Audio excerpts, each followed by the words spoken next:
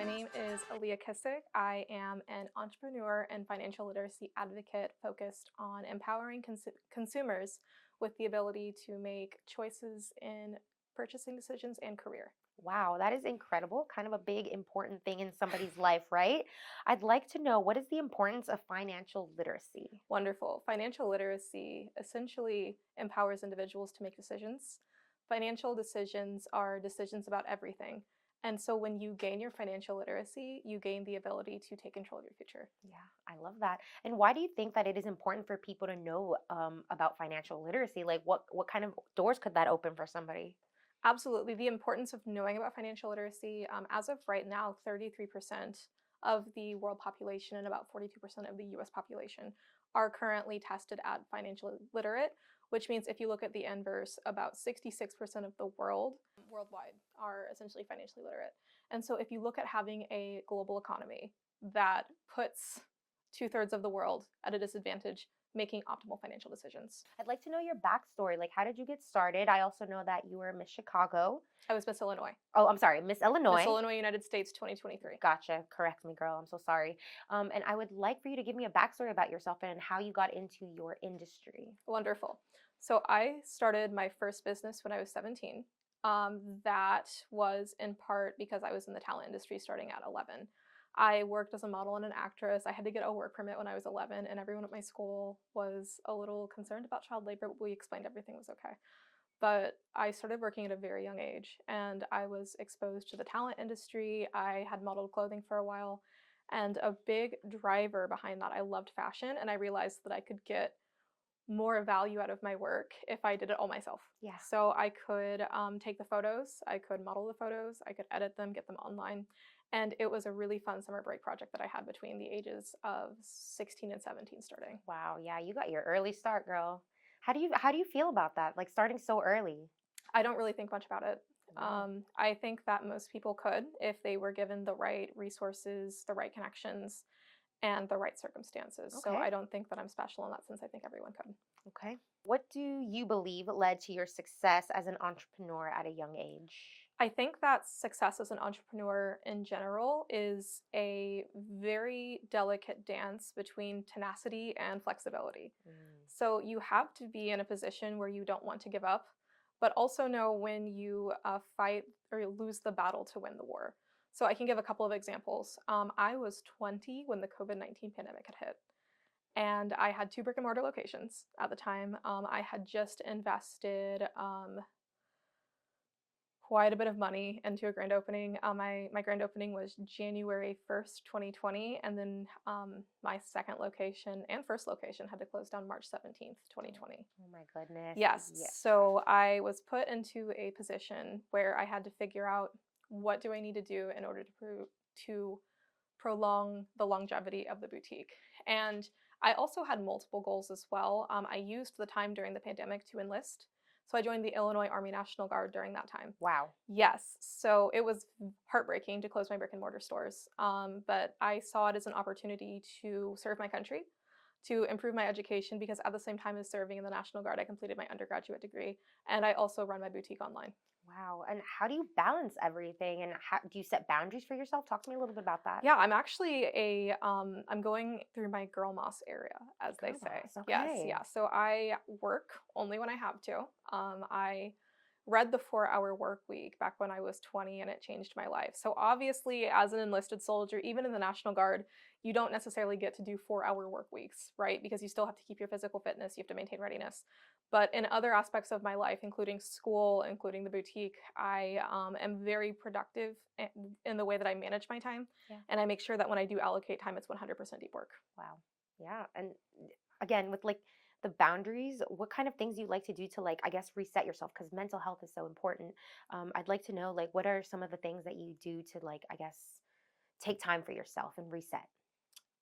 Most of my time is for myself. I guess I don't have an issue with setting boundaries because I step into work, I'm not consumed by it. And because of that, my default state is very relaxed. Wow. And yeah, I guess it's a hard question to answer because I don't really feel some of that. When I was 20, I did have some burnout, and I think that that's part of the reason why I set those firm boundaries. Mm.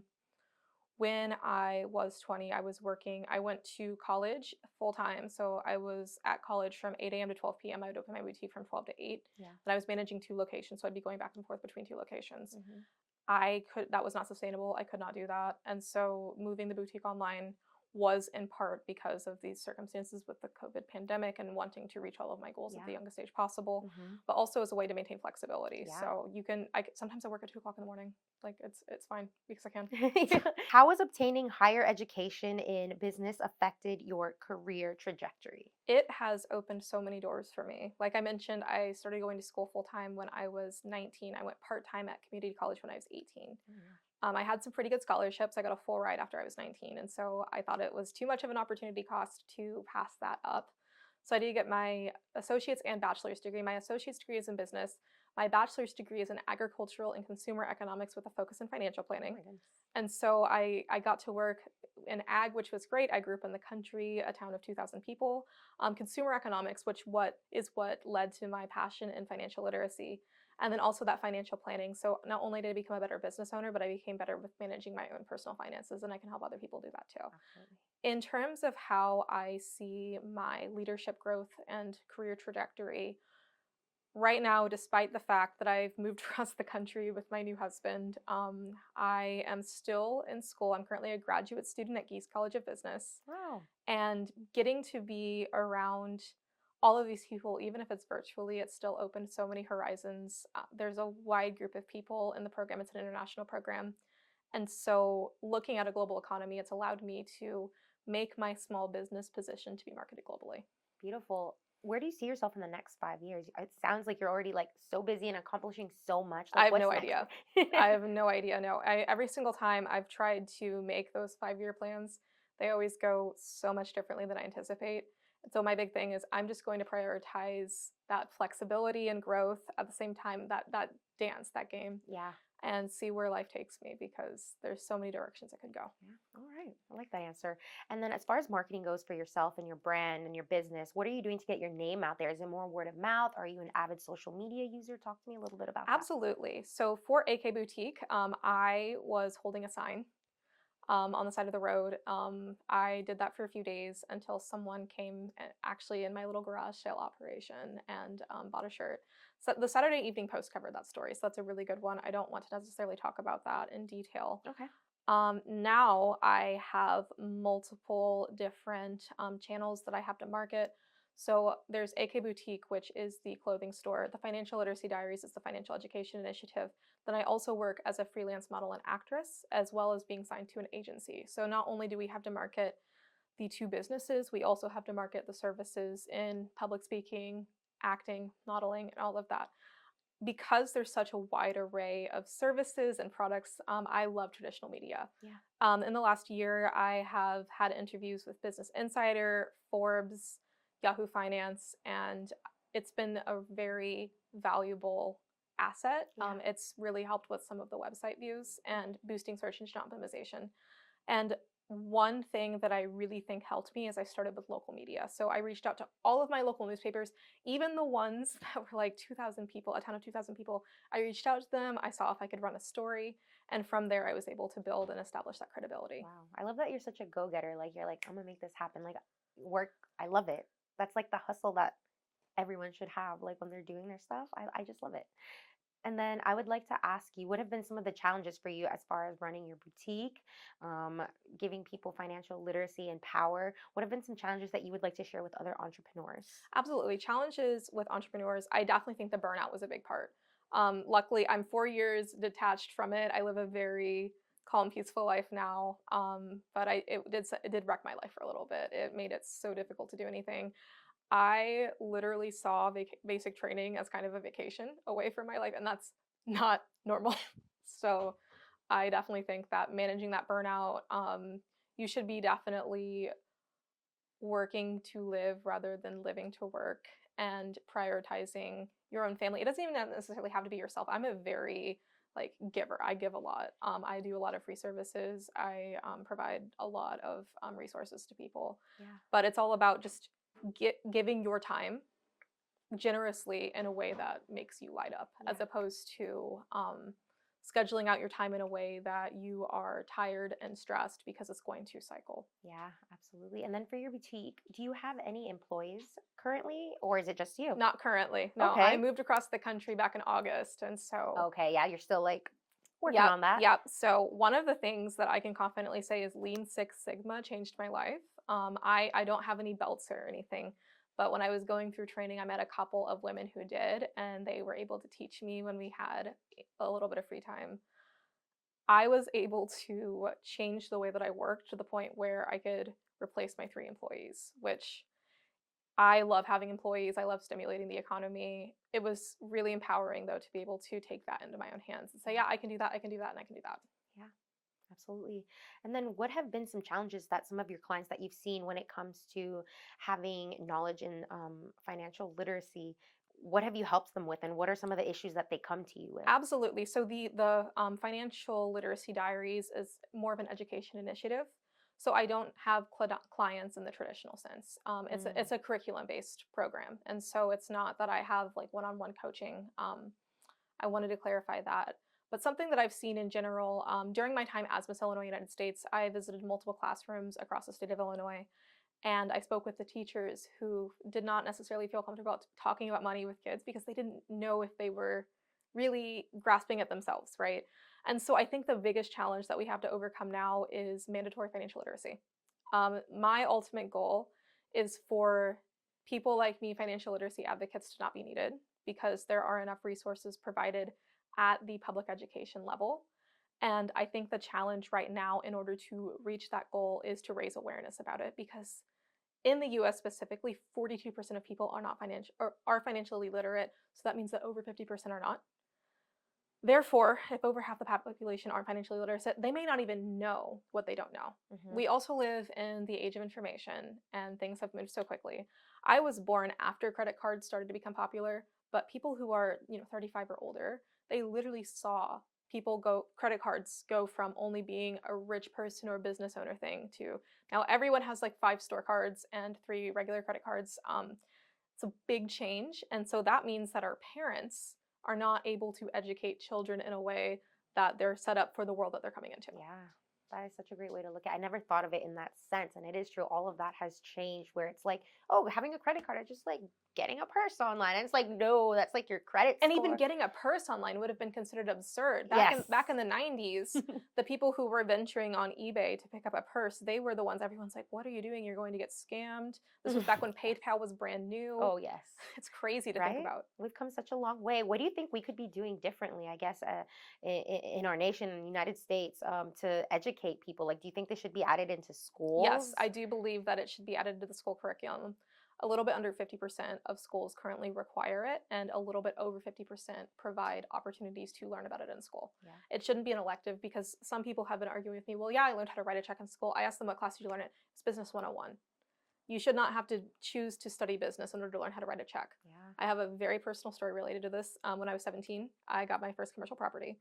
Wow. I had to have my mom like help me with that. Mhm. So everything was taken care of, like on the legal end, everything was taken care of. I was signing the lease, and then everyone was getting pictures. And I turned to my mom and I said, "Hey, mom, is this where I put my name?" And she's like, "No, you have to write the check." It was where you put the numeric amount Ah, in words. So I was about to put my name there, and I had no idea how to sign a check. I was so embarrassed. The reason I thought I didn't have to know how to write a check was because everything's on a debit card. Why would I need to balance a checkbook or keep a checkbook? Turns out a lot of people want checks the first time that you sign rent, and this is true even whenever you get residential properties. So it's super important to learn how to do stuff like that, yeah. even if you don't think you need to know how to do it. Right? That's incredible. See, and this is information that I feel like people are missing. I feel like you would fare well online giving like informational tidbits like this because to me, my husband pays the rent. I will say that. So I've never like written a check, and well, I do know how to write a check. Let me rephrase that, but not I didn't know it was like a thing for like Yeah, renting. whenever we first moved to Virginia, my husband, we had to have a check, and so we had to go across the street to like get the check because we have everything on our card. Right? And it's usually just the first check. Most of the time after your first check clears, they'll let you put things on auto pay, but it's just that first time sometimes Wow. you have to, and it's not everyone, but sometimes you have to have that Yeah. check. So we had to run across the street. Luckily, it was right across the street. Right. It's just those little things. And yeah, I am trying to build a TikTok right now. It's very hard to fit all of this stuff in short form content. And I'm also right now one of my challenges as a content creator is figuring out how to capture people's attention because Yes. I feel like attention spans as they get smaller. Whereas in the past, I might have been considered a captivating public speaker. On TikTok, I might be boring. So I'm trying to figure out how to use those hooks, how to get more animated, and fit it all together Yeah. for the modern concentration span. Yes. Don't forget us when you're viral and the content creator of the financial world and famous. How could I ever? Love that. And then, is there anything maybe that I have not touched on that I'm missing the mark on that perhaps you want to get the word out there, whether it's about yourself, your industry, life? You have the floor. That is a very dangerous place to put me. I could talk all day. I don't quite know what I could narrow things down to. I really think that getting education in any sense is extremely important. I'm glad that I pursued traditional education alongside my entrepreneurial education.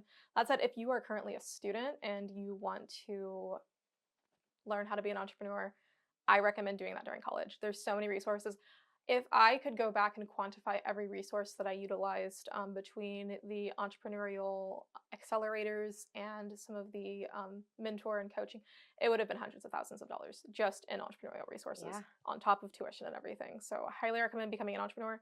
And if you do have a degree in business, like becoming an entrepreneur is a great way to learn more about your field, even if you're just doing a side hustle in your traditional industry. Yeah. So I think that education in a very well-rounded way, super important, and nothing should stop you from pursuing education. That's a huge reason why I'm so passionate about providing free educational resources because Yeah. I don't think that in our modern society where it's so accessible that there should be a barrier to entry with this Right. information. Yeah. We just have to know that those resources are there. And that's Exactly. where you come in too, where Yes. we can use you as a resource as well. Exactly. That's beautiful. And what is something that you've learned throughout your journey, your career, something new about yourself that maybe you've discovered along the way? Okay. Self-discovery. I think the biggest thing that I discovered is how brave I can be. As a little girl, I had a hard time fitting in. I had a hard time finding my place. I did grow up in a very small town, and I always loved fashion and being a little bit more expressive, maybe, than most of the other students. Conformity was hard for me, and I think that was the biggest issue that I had when I was younger. I think that watching myself grow this business from the time that I was, essentially a child, um, has allowed me to see my potential. It's allowed me to see that I can be brave, and it's okay to be different. I'm allowed to be different. Yeah, absolutely. I love that message. Absolutely. Sometimes it's so hard because we want to conform so bad that we forget, like, no, this is what makes us unique and different. Like, the right people will come into your life just being yourself, and the ones that don't, well, that's okay too. Exactly. Yeah. Yeah.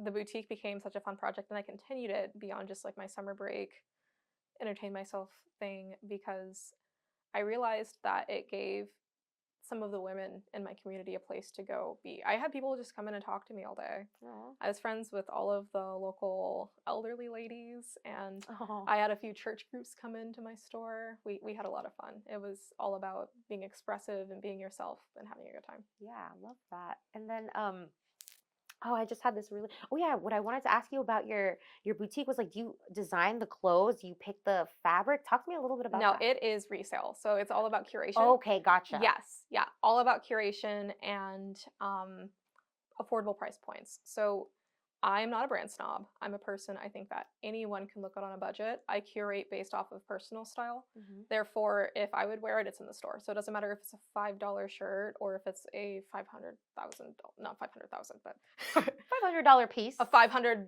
dress, a $500 dress. That's what I was trying to say. Gotcha. $500 dress. I don't know where the thousand came It's in there. okay. Yeah, We were shooting high there. Dream shooting big. high. Yeah. Exactly. Dream Yep. big, right? $500,000. In Illinois, that could buy you 2 reasonably sized houses. Wow. Okay. Noted. Yeah, it's crazy. Yeah. And then I would like to ask you what are some of the differences, I guess, from being in Illinois and then coming to Northern Virginia that you've noticed and that you're just like, this is different. I am Midwestern through and through. Goodbyes are very short in Virginia compared to Illinois. Now, Southern Virginia, I met a few people from Southern Virginia, and there's that Southern hospitality Yeah. a little bit more in Southern Virginia, but in Northern Virginia, my long dragged out goodbyes are not met with the same persistence as in Illinois. And I also think that I more than the average person, so I probably look very clueless, if that makes sense. Oh. Yeah, yeah, I'm super smiley. I say like long goodbyes. I'm like, "How's it going? Let me sneak right past you." Very Midwestern. They're like, "What? Why is she smiling? It's Northern Virginia. Nobody smiles here." I'm kidding. Exa- Did I hit that right on the nail? it's not that people don't smile. It's just Yeah. it's just more fast paced, right? Like Yeah. you don't really have time to smile, and I'm a very slow paced person, Yeah. so it's I'm adjusting to it. I don't just randomly grin at people at Starbucks. Okay. I was gonna So say, yeah, it reminds me of the movie Smile, where it's like, okay, I'm kidding. yeah, yeah, we're getting there. All right. And then my final question, if you could leave our listeners with maybe a key piece of advice or maybe a mantra or a saying that has inspired you, maybe somebody told you something that stood out, would you mind sharing that with us? Absolutely. I do think that balance, that dance between tenacity and flexibility is what's going to allow you to succeed. Absolutely. And where can people check you out? Awesome. I have a few websites. I have aaliyahkissick.com for that entrepreneurial website. I have financialliteracy.org for the free financial education resources. And then Shop AK Boutique is where you can see my current inventory. Beautiful. Thank you so much for being on the podcast.